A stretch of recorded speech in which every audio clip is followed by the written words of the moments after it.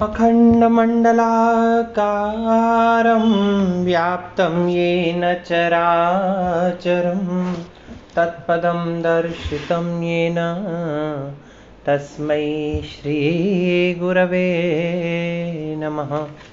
तस्मै श्रीगुरवे नमः। तस्मै श्रीगुरवे नमः।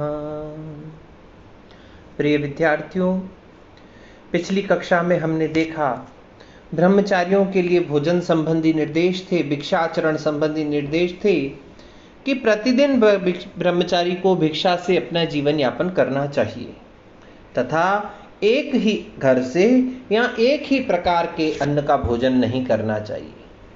व्रती को, ब्रह्मचारी को भिक्षा से प्राप्त भोजन से ही अपने जीवन का निर्वाह करना चाहिए, क्योंकि यही उसका व्रत, उसका उपवास माना गया है। फिर बताया कि कभी कहीं से आमंत्रण आ जाए तो देवताओं के कर्म में व्रत के समान और पितरों के इस कर्म में ऋषि के समान इच्छा पूर्वक भोजन करना चाहिए। इससे उनके उस ब्रह्मचर्य का या व्रत का लोप नहीं माना जाएगा। फिर प्रश्न आया, क्या यह बात प्रत्येक वर्ण के लिए लागू है? तब कह रहे हैं कि ऐसा नहीं है। क्या नहीं है? ब्राह्मणस्य एव कर्म एतत् उपदिष्टं मनीषिभिः राजन्यवैश्ययोस्त्वेव नैतत् कर्म विधीयते। ब्रह्मचारिभिः मनीषिभिः एतत् कर्म ब्राह्मणस्य एव उपदिष्टं राजन्यवैश्ययो तु एवं एतत् कर्म न विधीयते।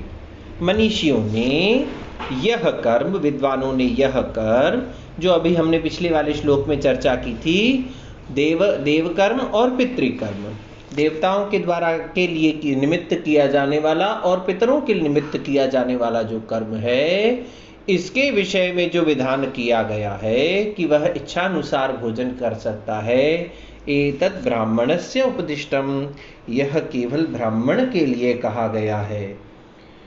फिर राजन्य वैश्यो तु एवं एतत् कर्म न विधीयते। राजन्य अर्थात क्षत्रिय और वैश्य का इस प्रकार का कर्म नहीं माना गया है, क्योंकि किसी भी प्रकार के देव कार्य या पितृ कार्य में भोजन संबंधी विधान शास्त्रों में केवल ब्राह्मण को करवाने के लिए कहा गया है। तो ब्राह्मण को ही इस प्रकार की सुविधा है या छूट है कि वह आमंत्रित किए जाने पर, निमंत्रण प्राप्त होने पर किसी के भी घर में देव कर्म में और पितृकर्म में इच्छानुसार भोजन कर सकता है, किंतु क्षत्रिय और वैश्य को इस प्रकार के निमंत्रण का शास्त्रों में कोई उल्लेख न होने के कारण से उन लोगों को इस प्रकार के कर्म का विधान नहीं कहा गया है। फिर क्या कह रहे हैं, आगे देखिएगा। शरीरम चैव वाचम च, देखिए इससे पहले एक श्लोक है, आप उसको भी देखिए। चोदितो गुरुणा नित्यम अप्रचोदित एव वा कुर्यात् अध्ययने यत्नम आचार्यस्य हितेषु च। ये 191 नंबर का श्लोक आप किताब से देखिएगा और इसकी पीडीएफ भी जब सेंड करूंगा तब देख लीजिएगा।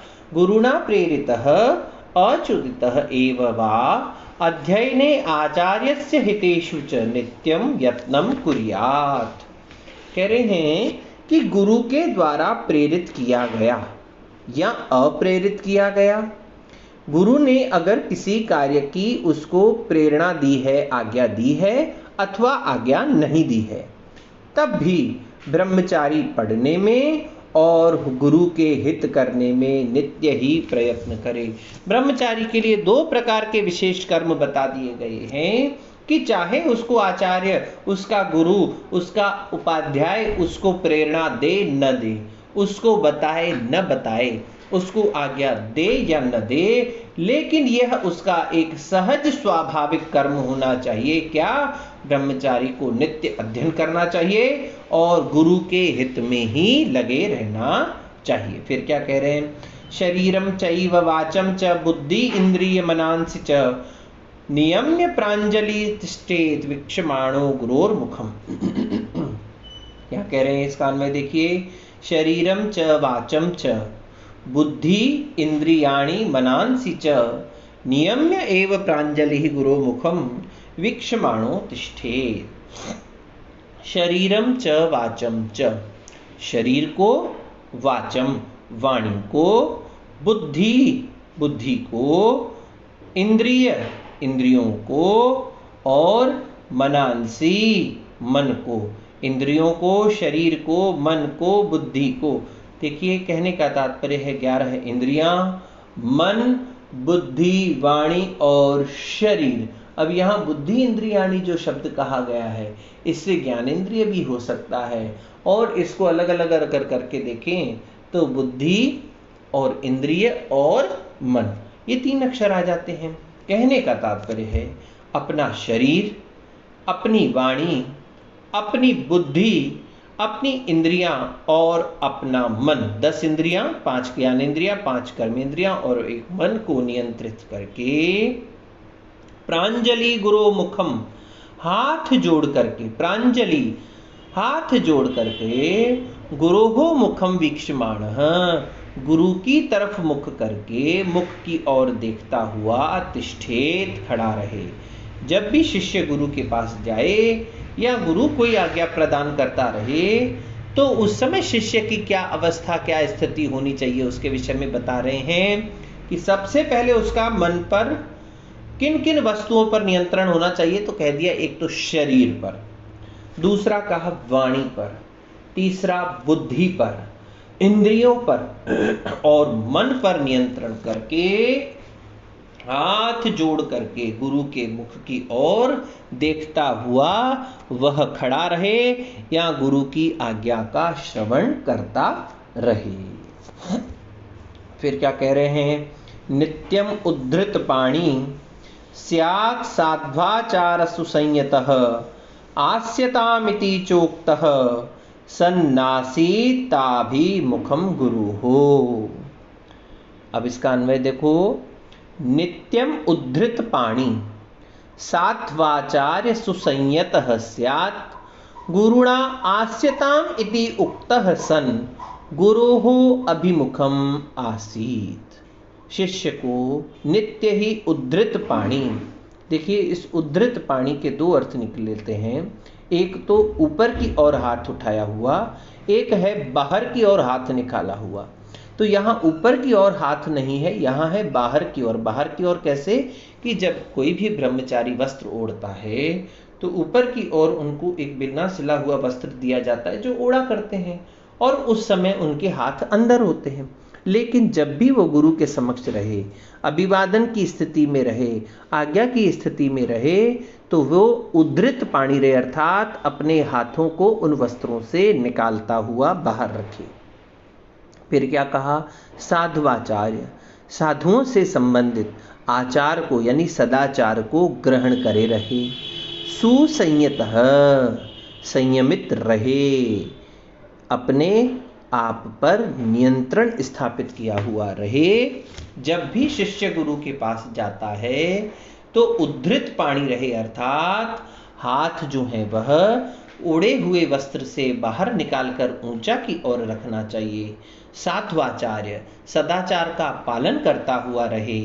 सुसंयतः, अपने आप पर नियंत्रण स्थापित किया हुआ होना चाहिए। गुरुणा आस्यताम इति उक्तः सन, गुरु के द्वारा आस्यताम, बैठो, ऐसा कहने पर ही गुरोहो अभिमुखम आसीत, गुरु के समक्ष, गुरु के सामने, गुरु के सम्मुख मुख करके बैठना चाहिए। फिर क्या कह रहे हैं? हीनान् वस्त्रेष्वेशः वस्त्रवेशः स्यात् सर्वदा गुरु सन्निधौ उत्तिष्ठेत प्रथमं चास्य चरमं चैव संविशेत। अन्वय देखो, ब्रह्मचारी गुरु सन्निधौ सर्वदा गुरु अपेक्षया हीन अन्न वस्त्रवेशः स्यात् अस्य च प्रथमम उत्तिष्ठेत चरमम चैव संविशेत। क्या कह रहे हैं? ब्रह्मचारी को क्या करना चाहिए?